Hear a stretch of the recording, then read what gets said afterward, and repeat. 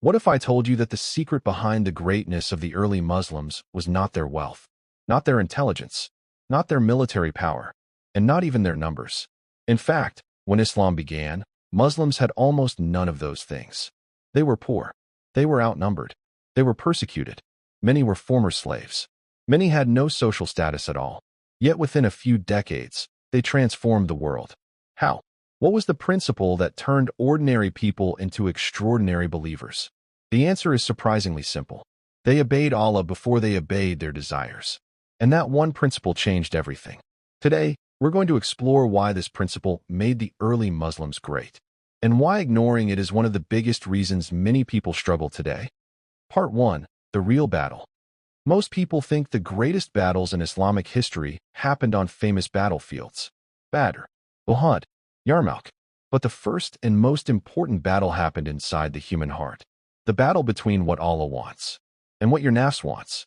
The nafs says, do what's easy, do what's comfortable, do what feels good. But faith says, do what pleases Allah. Every single day, every Muslim faces this choice. The early Muslims were not angels. They had desires. They felt fear. They felt temptation. They felt anger. The difference was that they trained themselves to put Allah first, and that changed them from the inside out. Part 2. The generation that changed everything. Imagine living in Mecca 1400 years ago. You accept Islam. Immediately, your family turns against you. Your friends abandon you. Your business suffers. You are mocked and tortured, yet you remain firm. Why? Because pleasing Allah became more important than pleasing people. Bilal ibn Rabah, may Allah be pleased with him, was dragged across burning sand. Yet he continued saying, Ahad, Ahad, one God, one God. Why didn't he give up? Because obedience to Allah was greater than fear of people. The companions were not superhuman. They simply made one decision repeatedly. Allah first. Desire second. Allah first. Comfort second. Allah first. Everything else second. Part 3. The Quranic principle. Allah gives us a powerful principle in the Quran. Those who fear standing before their Lord and restrain themselves from their desires will have paradise as their home. Think about that.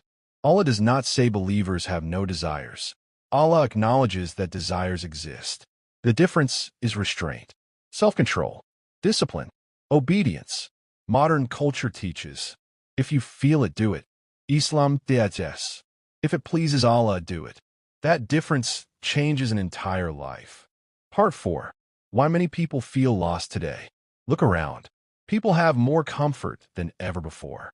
More entertainment, more technology, more convenience. Yet anxiety, emptiness, and dissatisfaction continue to rise. Why? Because fulfilling every desire does not satisfy the soul. The soul was created to worship Allah. The heart finds peace when it remembers its Creator, not when it endlessly chases the next distraction. The early Muslims understood this. Part 5. The practical tests of today. Let's make this practical.